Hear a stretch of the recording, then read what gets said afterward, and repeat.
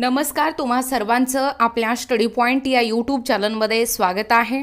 तर मुख्यमंत्री माझी लाडकी बहीण योजना या योजनेच्या अर्जाला बऱ्याच दिवसापासून सुरू आहे।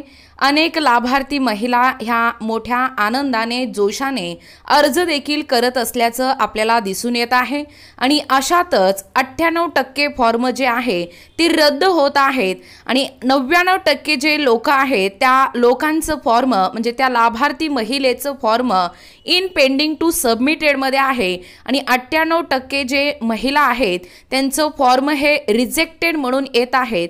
त्याचे रिझन काय आहेत, नेमक्या त्या स्टेटस तपासावयाच्या पद्धती काय असणार आहेत, एकूणच पेंडिंग टू अप्रूव्डचा एकूणच हा जो प्रोसेस काय आहे तो कशा पद्धतीने आहे।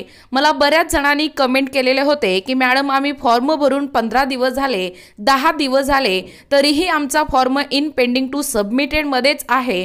मग या सर्व प्रश्नांची उत्तरं व त्या सर्व प्रश्नांची कारणं काय आहेत ते या व्हिडिओच्या माध्यमातून आपण पाहणार आहोत।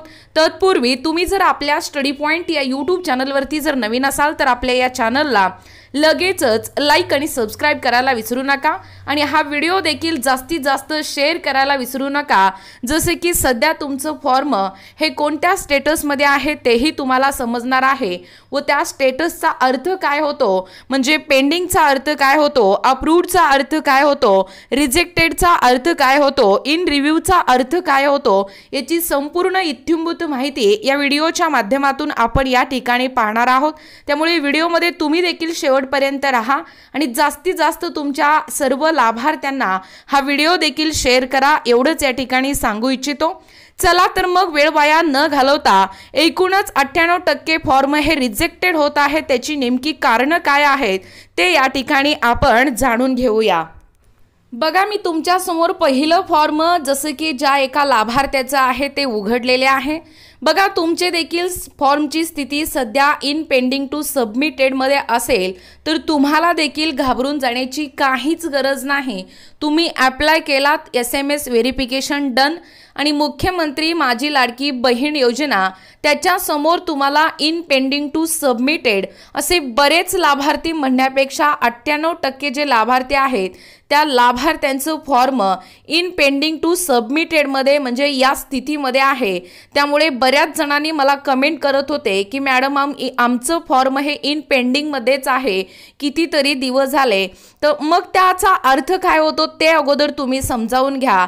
बघा, या लाडकी बहीण योजनेच्या फॉर्म मध्ये ज्या स्टेटस आहेत त्या बघा, इन पेंडिंग टू सबमिटेड याचा अर्थ हा होतोय जर तुम्ही लाडकी बहीण योजनेच्या स्टेटसमध्ये जर तुमचा फॉर्म पेंडिंग टू सबमिटेड मध्ये दाखवत असेल तर त्याचा अर्थ म्हणजे तुमचा जो अर्ज आहे तो अद्याप पुढे पाठवला गेला नाही, म्हणजे आहे त्याच स्थितीमध्ये तुमचा अर्ज आहे आणि एकदा का तुमचा हा जो अर्ज आहे तुमचा तो पुढे पाठवला गेला की तो रिव्ह्यू मध्ये जाईल, म्हणजे पेंडिंग अर्ज रिव्ह्यू मध्ये जाण्यासाठी कमीत कमी 3 ते 4 दिवस लागू शकतात।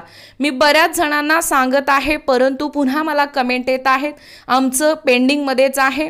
मग पेंडिंग मधील स्थिती बदलण्यासाठी 3 ते 4 दिवस, काही फॉर्मला 6 ते 7 दिवस लागू शकतात। त्यामुळे वेट मध्ये राहा, वेटिंग करा। एकूणच पेंडिंग टू सबमिटेड मध्ये म्हणजे आहे त्याच स्थितीमध्ये आहे तुमचा फॉर्म असा त्याचा अर्थ होतो। त्यामुळे रिव्ह्यू मध्ये जाण्यासाठी ते कमीत कमी पेंडिंग हा अर्ज 3 ते 4 दिवस तरी कमीत कमी लागू शकतात, मग त्याचा अर्थ तो होतो। त्यानंतर इन रिव्ह्यू म्हणजे आत्ताच आपण पाहिल्याप्रमाणे पेंडिंग टू सबमिटेड नंतर जो पुढचा स्टेप येतोय तो म्हणजे इन रिव्ह्यू। आता बऱ्याच लाभार्थ्यांचे फॉर्म ज्या फॉर्मची स्थिती इन रिव्ह्यू मध्ये आहे मग त्याचा नेमका अर्थ काय होतो, अशाही लाभार्थी महिलांचे मला या ठिकाणी कमेंट होते की इन रिव्ह्यू सध्या माझं असं फॉर्म इन रिव्ह्यू मध्ये आहे मॅडम, मग काय करावं लागणार आहे। तुम्हाला काहीच करायची गरज नाही, तुमचा पेंडिंग मध्ये असलेला फॉर्म इन रिव्ह्यू मध्ये गेलेला आहे। म्हणजे इन रिव्ह्यूचा अर्थ काय होतो, अगदी साध्या आणि सोप्या भाषेमध्ये जर तुमच्या अर्जाचे स्टेटस इन रिव्ह्यू मध्ये दाखवत असेल तर अर्ज जो आहे तो अर्ज या ठिकाणी चेकिंगसाठी पाठवण्यात आलेला आहे, म्हणजे त्याचा अर्थ पुनरावलोकनार्थासाठी पाठवण्यात आलेला आहे। आणि एकदा का तुमचा अर्ज तपासला की तुमचं फॉर्म म्हणजे फॉर्मचं स्टेटस काय आहे तो बदलणार आहे। तो कोणत्या स्थितीमध्ये येणार आहे तर अप्रूव्ड या स्थितीमध्ये या ठिकाणी दाखवणार आहे। मग इन रिव्ह्यूचा अर्थ होतोय की तुमचा फॉर्म सध्या तपासत आहेत किंवा तपासणी याच्यावरती चालू आहे। बघा त्यानंतर अप्रूव्ड, आता एका लाभार्थ्याचं अप्रूव्ड झालेलं फॉर्म देखील मी तुमच्या समोर दाखवत आहे। इन रिव्ह्यू झाल्या लगेचच म्हणजे 3 ते 4 दिवसांनी किंवा 5 ते 6 दिवसांनी लगेचच तुमचा फॉर्म जर मंजूर झाला असेल तर तुम्हाला म्हणजे तुमच्या फॉर्मची स्थिती हे अप्रूव्ड म्हणून या ठिकाणी दाखवणार आहे। बघा अप्रूव्ड म्हणजे तुमचा फॉर्म या ठिकाणी एकूणच मंजूर झालेला आहे, म्हणजे सर्वेक्षण पुनरावलोकन करून तुमचा फॉर्म स्वीकारला गेलेला आहे।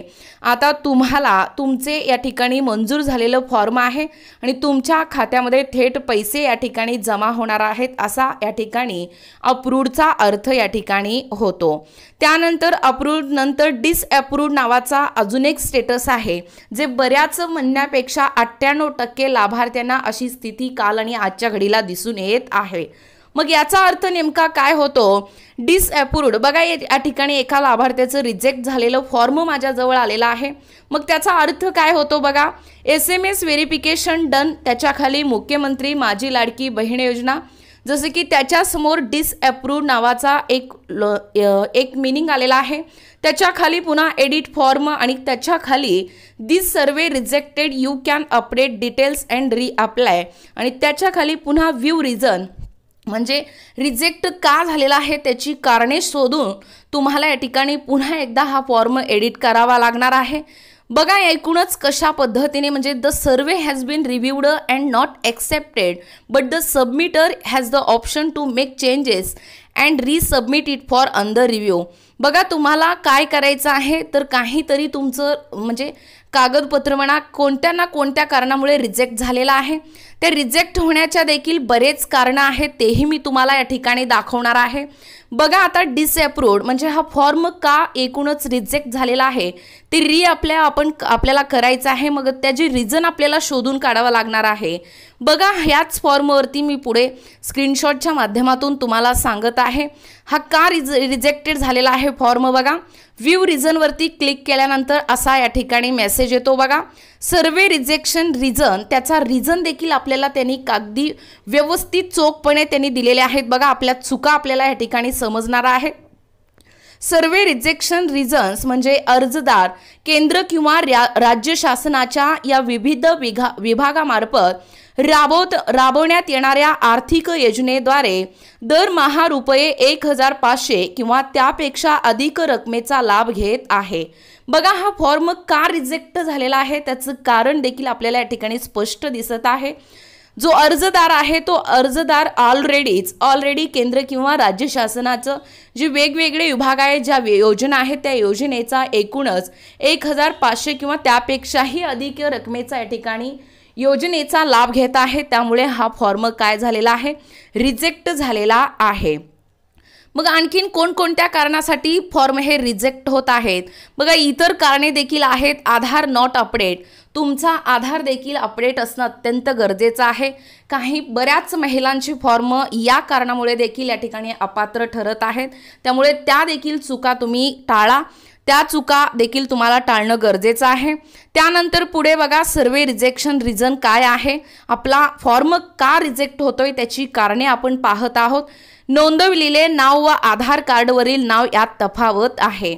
बघा तुम्ही जे नाव नोंदवला ते वेगळंच आहे आणि आधार बेसवरती मी बऱ्याच वेगवेगळ्या व्हिडिओच्या माध्यमातून अगदी सुरुवातीपासूनच मी सांगत आहे, ही जी मुख्यमंत्री माझी लाडकी बहीण योजना आहे ही योजना पूर्णपणे आधार बेसवरती आहे। आपल्याला आधार कार्डवरीलच स्पेलिंग व्यवस्थित अचूकपणे घालून या ठिकाणी फॉर्म भरायचा आहे। बघा स्पष्ट त्यांनी या ठिकाणी उल्लेख केलेला आहे हा फॉर्म रिजेक्ट होण्यामागचा रिझन काय आहे तर नोंदवलेले नाव व आधार कार्डवरील नाव यात तफावत आहे। Aadhaar not clear, document not clear अशा पद्धतीने तुम्हाला या ठिकाणी रिझन दाखवत आहे, त्यामुळे फोटो घेताना व्यवस्थित डॉक्युमेंटचे फोटो क्लिअर असा फोटो घेणं गरजेचं आहे। आणि आधार नॉट क्लिअर म्हणजे आधार कार्डचं देखील आपल्याला फोटो व्यवस्थितपणे या ठिकाणी फोटो घ्यायचा आहे। फोटो घेताना आधार कार्डची पुढची आणि मागची बाजू दोनही व्यवस्थितपणे अचूक या ठिकाणी घ्यायचा आहे। रेशन कार्डच्या बाबतीत अनेक म्हणण्यापेक्षा 90% महिला या चुका करत आहेत। फक्त रेशन कार्डवरील पहिलीच बाजू या ठिकाणी फोटो अपलोड करण्यात येतो आहे। त्यामुळे ज्या छोट्या छोट्या चुका आहेत कागदपत्र अपलोड करण्यामागील त्या तुम्ही अगोदर समजावून घ्या। रेशन कार्डवरील दोनही म्हणजे पहिली बाजू आणि शेवटची बाजू दोनही फोटो एकाच फोटोवरती आपल्याला क्रॉप करून या ठिकाणी क्रॉप कंबाईन इमेज ॲप घेऊन तुम्हाला दोनही फोटो एकाच पेजवरती सेटअप करून तो अपलोड करायचा आहे। ह्या ज्या छोट्या चुका आहेत ते छोट्या चुका तुम्हाला टाळणं गरजेचं आहे। त्यानंतर बघा इतर जी कारणे आहेत हा फॉर्म रिजेक्ट होण्यामागचा इतर कारणे अर्ज इंग्रजीमध्ये भरावा व कागदपत्रे दोनही बाजू जोडावेत। आत्ता सांगितल्याप्रमाणे तुम्हाला डॉक्युमेंट जे आहेत ते दोनही बाजूचे तुम्हाला जोडावे लागणार आहेत। बऱ्याच महिला आधार कार्डवरील पहिलीच बाजू अपलोड केलेल्या आहेत, रेशन कार्डची देखील पहिलीच बाजू अपलोड केलेली आहे, त्यामुळे त्या महिलेचे फॉर्म रिजेक्ट झालेले आहेत। मग अर्ज हा जो आहे तो इंग्रजीमध्ये भरावा। मी मगाशीच एक व्हिडिओ पोस्ट केलेली आहे की जे मराठीमध्ये भरलेले फॉर्म आहेत ते रिजेक्ट होत आहेत, रिजेक्ट होणार आहेत। खरं तर त्याबाबत या ठिकाणी शंका आहे, परंतु कालच्या घडीपासून एक नवीन अपडेट आलेली आहे। एकूणच आपल्याला अर्ज जो आहे तो इंग्रजीमध्ये भरावा लागणार आहे। या अगोदर भरलेले फॉर्म मराठीतले मंजूर होणार आहेत, पण इथून पुढे तुम्ही या चुका टाळा जेणेकरून इथून पुढे नव्याने जे फॉर्म भरणारे महिला आहेत, ज्या लाभार्थी आहेत ते इंग्रजीमधूनच फॉर्म भरा, लवकरच या ठिकाणी अप्रूव्ह होणार आहेत। बघा ह्या पुढे कशा पद्धतीने रिझन आहेत रिजेक्टेड का झालेले आहेत फॉर्म। बँक खात्याचा तपशील म्हणजे खातेदाराचे नाव, बँकेचे नाव, खाते क्रमांक, IFS कोड योग्य नाही। बघा बरेच जण IFC कोडमध्ये देखील या ठिकाणी चुका करत आहेत। खातेधारकांचं नाव, बँकेचं नाव किंवा खात्याचं क्रमांक या ठिकाणी चुकीच्या पद्धतीने नोंदवत आहेत। त्यामुळे व्यवस्थित एकदा पासबुकवरील अकाउंट नंबर व्यवस्थित चेक करा। IFC कोडमध्ये काही 0 नंबर आहेत, तिथे तुम्ही चुकून कॅपिटलमधील O अक्षर दाबता, त्यामुळे IFC कोड देखील चुकीचा या ठिकाणी अपलोड होतो आहे। त्यामुळे चूक न करता अशा पद्धतीकडे या ठिकाणी दुर्लक्ष करू नका। बघा बँक पासबुक अपलोड करणे, कोणाकडून बँक पासबुक अपलोड केला असला तरीही त्या ठिकाणी जर फोटो क्लिअर आला नसेल तर पुन्हा एकदा या ठिकाणी तुम्हाला बँक पासबुक अपलोड करणे असाही या ठिकाणी रिझन येतो आहे। बघा पुढे इतर कारणे काय असू शकतात तेही या ठिकाणी आपण पाहूया। Form should be filled as per Aadhaar card in English, म्हणजे आपल्याला या इंग्लिशच्या आधारे म्हणजे आधार कार्डवरील इंग्लिशमधीलच माहिती या ठिकाणी आपल्याला भरावा लागणार आहे। बघा अर्जदार महिलेचे जे अधिवास प्रमाणपत्र आहे किंवा जन्म प्रमाणपत्र आहे किंवा शाळा सोडल्याचा जो दाखला आहे किंवा 15 वर्षाचे रेशन कार्ड, 15 वर्षापूर्वीचे रेशन कार्ड, 15 वर्षापूर्वीचे मतदार ओळखपत्र यापैकी कोणतेही एक प्रमाणपत्र ओळखपत्र जोडले नाही, चुकीचे जोडले आहे। बघा चुकीचं जोडल्यामुळं अशीही या ठिकाणी माहिती आलेली आहे। बघा या ठिकाणी हमीपत्र signed and IFC code, bank खात्याचा तपशील आत्ता सांगितल्याप्रमाणे खातेधारकाचं नाव, बँकेचं नाव किंवा खाते क्रमांक किंवा IFC कोड योग्य नाही, अर्जदारांनी हमीपत्र दिले नाही अथवा हमीपत्रात त्रुटी आहे। बऱ्याच जणांनी हमीपत्र कशाला एवढं कोण पाहणार आहे असे जे काही बोलत होते त्यांना मला आवर्जून सांगायचं आहे, हमीपत्र देखील अत्यंत महत्त्वाचं आहे। या योजनेमध्ये हमीपत्रामध्ये एकूणच काही या ठिकाणी तुम्हाला ज्या अटी व शर्ती होत्या त्या मान्य कराव्या लागणार होते आणि त्या अटी व शर्तीच्या समोर बरोबर अशी खूण करावी लागणार होती। बऱ्याच महिला काही अटींना काही शर्तींना खुणाच केलेल्या नाहीत, फक्त साईन करून तसंच अपलोड केलेले आहेत। त्याही लाभार्थी महिलेचे फॉर्म पुन्हा रिजेक्ट झालेले आहेत। त्यामुळे हमीपत्र अपलोड करताना व्यवस्थित टिकमार्क म्हणजे बरोबर अशी खूण करून आपल्याला व्यवस्थित हमीपत्र वाचन करून खाली स्थळ दिनांक टाकून अर्जदाराची नाव, स्वाक्षरी आणि नाव आहे, त्यामुळे अर्जदाराने पूर्ण नाव लिहून आपली सही या ठिकाणी करून हमीपत्र व्यवस्थित क्लिअर असं फोटो घेऊन त्या ठिकाणी अपलोड करायचं आहे। त्यामुळे हमीपत्र देखील त्रुटी असल्यामुळे अनेकांचे फॉर्म रिजेक्ट झालेले आहेत। बघा पुढे आधार क्रमांक चुकीचा नोंदवलेला आहे, बँक खाते आधारशी संलग्न नाही। सर्वात प्रथम आपल्याला फॉर्म भरण्या अगोदरच एक गोष्ट आवर्जून या ठिकाणी करायचं आहे, आपला जो आधार आहे तो बँक खात्याला जोडले आहे की नाही संलग्न आहे की नाही, नसेल तर तुम्हाला संलग्न करून घ्यावं लागणार आहे। त्यामुळे आधार लिंक बँकेच्या अकाउंटशी लिंक करणं अतिशय गरजेचं आहे। त्यामुळे आधार क्रमांक देखील तुम्हाला अचूक असा नोंदवणं गरजेचं आहे। अशा ज्या छोट्या छोट्या चुका आहेत त्यामुळे फॉर्म जे आहेत ते 98% लाभार्थी महिलेचे फॉर्म रिजेक्ट होत आहेत। त्यामुळे व्यवस्थित अचूक अशी माहिती भरा। अर्जदाराने हमीपत्र दिले नाही अथवा हमीपत्रात त्रुटी आहे, हमीपत्रामध्ये खुणा केलेल्या नाहीत। अनेकांनी मला कमेंट करतात पुन्हा हमीपत्र आम्ही व्यवस्थित अपलोड केलेलं आहोत, टीका केलेला आहोत, परंतु टीका ज्या आहेत त्या टिकमार करायच्या राहिले असतील तरी तुमचं हमीपत्र बाद या ठिकाणी ठरणार आहे, तुमचा अर्ज या ठिकाणी बाद ठरणार आहे। हे देखील मी या ठिकाणी तुम्हाला आवर्जून सांगते। हे ज्या आत्ताच सांगितलेले सर्वे रिजेक्टेड म्हणजे आपला फॉर्म रिजेक्ट का होत आहेत त्याचे रिझन काय आहेत ते व्ह्यू रिझन म्हणजे या माध्यमातून आपण या ठिकाणी सविस्तरपणे पाहिलेलं आहोत। त्यामुळे पुन्हा फॉर्म भरताना या चुका करू नका। जर तुमचा फॉर्म सध्या इन पेंडिंग टू सबमिटेडमध्ये असेल तरीही काळजी करायची काहीच गरज नाही। लवकरच या ठिकाणी इन रिव्ह्यूमध्ये येणार आहे। इन रिव्ह्यूमध्ये लवकरच या ठिकाणी अप्रूव्ह देखील होणार आहे। जर तुम्ही स्वतः चुका केला असेल तर तुमचा फॉर्म डिसअप्रूव्ड म्हणजे दी सर्वे रिजेक्टेड म्हणून येणार आहे।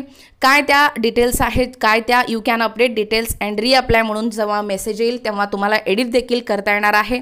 फॉर्मला एकूण व्ह्यू रिझन म्हणजे आपले कारण आपल्याला शोधून काढून या ठिकाणी कोणत्या चुका आपल्याकडून राहिलेल्या आहेत त्या चुका या ठिकाणी दुरुस्त करून आपल्याला पुन्हा एकदा रीअप्लाय देखील करता येणार आहे जर फॉर्म रिजेक्ट झाला असेल तर।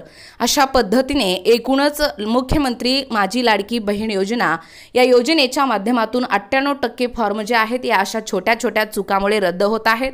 ते रद्द होऊ नये यासाठी हा व्हिडिओ पहा, जेणेकरून लवकरच पेंडिंग टू अप्रूव्ड पर्यंतचा हा जो प्रोसेस आहे तो थोडक्यात या ठिकाणी आपण जाणून घेण्याचा या ठिकाणी प्रयत्न केलेला आहोत। हा एक छोटासा मार्गदर्शनपर व्हिडिओ होता आमचा। जास्तीत जास्त हा व्हिडिओ शेअर करा।